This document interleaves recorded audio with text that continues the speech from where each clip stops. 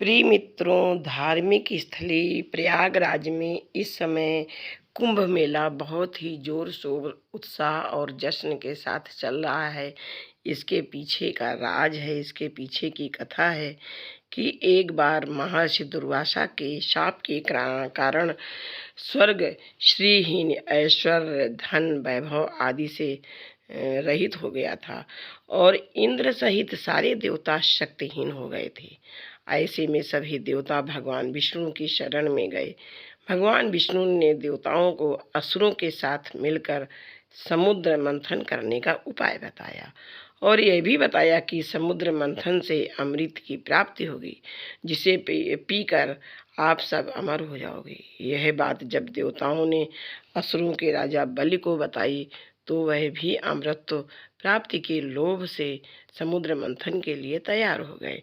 इसके बाद वासुकी नामक नाग की नेति मीन्स रस्सी बनाई गई और मंदराचल पर्वत की सहायता से समुद्र को मथना प्रारंभ कर दिया गया, जिसके परिणाम स्वरूप एक एक करके समुद्र से 14 रत्न निकले, जो इस प्रकार समुद्र मंथन से सबसे पहले कालकूट विष निकला और जो कि हलाहल विष की ज्वाला से सभी देवता तथा दैत्य जलने लगे और उनकी चमक फीकी पड़ने लगी।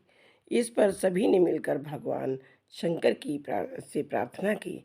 देवताओं तथा असुरों की प्रार्थना पर महादेव शिव उस विष को हथेली पर रखकर उसे पी गए, किंतु देवी पार्वती ने विष को उनके कंठ से नीचे नहीं उतरने दिया। अतः हलाहल विष के प्रभाव से शिव का कंठ नीला पड़ गया, इसीलिए महादेव को नीलकंठ भी कहा जाता है। हलाहल विष को पीते समय शिव की हथेली से थोड़ा सा विष पृथ्वी पर टपक गया, जिसे सांप बिच्छू आदि विषैले जंतुओं ने ग्रहण किया। दूसरा कामधेनु गाय।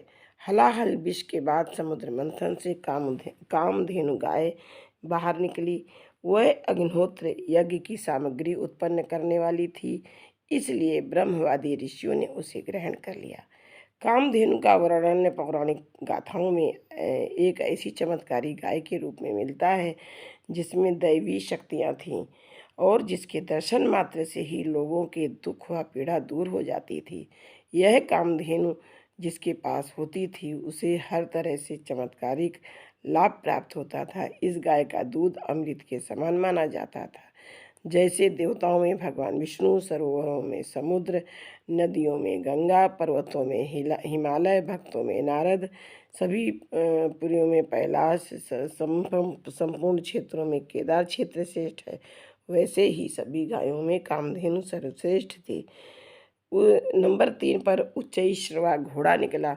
समुद्र मंथन के दौरान तीसरे नंबर पर उच्चैश्रवा घोड़ा निकला। पौराणिक धर्म ग्रंथों और हिंदू मान्यताओं के अनुसार इसे देवराज इंद्र को दे दिया गया। उच्चैश्रवा के कई अर्थ हैं, जैसे जिसका यश ऊंचा हो, जिसके कान ऊंचे हों अथवा जो सुनता हो। इस घोड़े का रंग श्वेत था। उच्चैश्रवा का पोषण अमृत से होता है और इसे घोड़ों का राजा कहा जाता है। नंबर 4 पर ऐरावत हाथी निकला था। समुद्र मंथन के दौरान चौथे नंबर पर ऐरावत हाथी निकला। ऐरावत देवताओं के राजा इंद्र के हाथी का नाम है। समुद्र मंथन से प्राप्त रत्नों के बंटवारे के समय ऐरावत को इंद्र को दे दिया गया। ऐरावत को शुक्ल वर्ण और 4 दांतों वाला बताया गया है। रत्नों के बंटवारे के समय इंद्र ने इस दिव्य गुणयुक्त हाथी को अपनी सवारी के लिए रखा, इसलिए इसे इंद्रहस्ती अथवा इंद्र कुंजर भी कहा जाता है। नंबर 5 पे कौस्तुभ मणि निकली। समुद्र मंथन के दौरान 5वें नंबर पर कौस्तुभ मणि प्रकट हुआ, जिसे भगवान विष्णु ने अपने हृदय पर धारण कर लिया।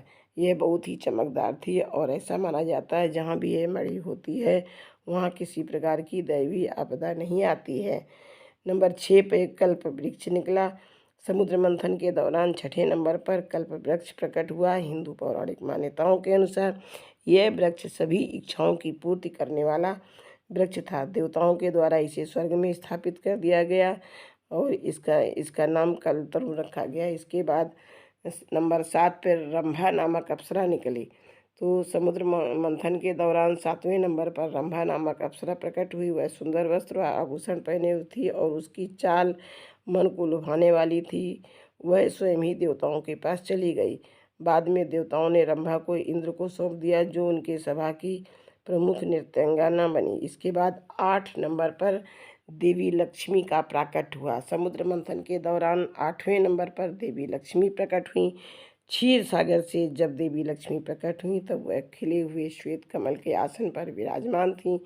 उनके श्री अंगों से दिव्य कांति निकल रही थी और उनके हाथ में कमल था। देवी लक्ष्मी को देखकर असुर, देवता, ऋषि आदि सभी चाहते थे कि लक्ष्मी उन्हें मिल जाए, लेकिन लक्ष्मी ने स्वयं ही भगवान विष्णु का वर्ण किया था। नंबर 9 पर वारुणी अर्थात मदिरा निकली थी। नंबर 10 पर चंद्रमा निकला था। समुद्र मंथन के दौरान 10वें नंबर पर चंद्रमा प्रकट हुए थे, जिन्हें भगवान शिव ने अपने मस्तक पर धारण किया। नंबर 11 पर पारिजात वृक्ष। समुद्र मंथन से 11वें नंबर पर पारिजात वृक्ष प्रकट हुआ। इस वृक्ष की विशेषता यह थी कि इसे छूने से ही थकान मिट जाती थी। यह वृक्ष देवताओं के हिस्से में चला गया। 5 जन्य नंबर 12 पर 5 जन्य शंख निकला। नंबर 13 पर भगवान धन्वंतरी अमृत कलश को लेकर के निकले थे। समुद्र मंथन के दौरान सबसे अंत में हाथ में अमृत कलश, स्वर्ण कलश लिए श्याम वर्ण चतुर्भुज रूपी भगवान धन्वंतरी प्रकट हुए। अमृत वितरण के पश्चात देवराज इंद्र की प्रार्थना पर भगवान धन्वंतरी ने देवों के वैद्य का पद स्वीकार कर लिया और अमरावती उनका निवास स्थान बन गया। बाद में जब पृथ्वी पर मनुष्य रोगों से अत्यंत पीड़ित हो गए तो धन्वंतरि ने भी जिसे प्रथम की वह पृथ्वी पर अवतार ले। इंद्र की प्रार्थना स्वीकार कर लेने पर भगवान धन्वंतरि ने काशी के राजा दिवोदास के रूप में पृथ्वी पर अवतार ग्रहण किया। इनके द्वारा रचित धन्वंतरि संहिता आयुर्वेद का मूल ग्रंथ है। आयुर्वेद के आदि आचार्य सुश्रुत ने धन्वंतरि से ही इस उपदेश को प्राप्त किया था। नंबर 14 पर ये अमृत कलश निकला। समुद्र मंथन के दौरान प्रकट होने वाला 14वां और अंतिम रत्न अमृत था। अमृत का शाब्दिक अर्थ अमरता है। भारतीय ग्रंथों में यह अमृत प्रदान करने वाला है। तो इस कुंभ की यह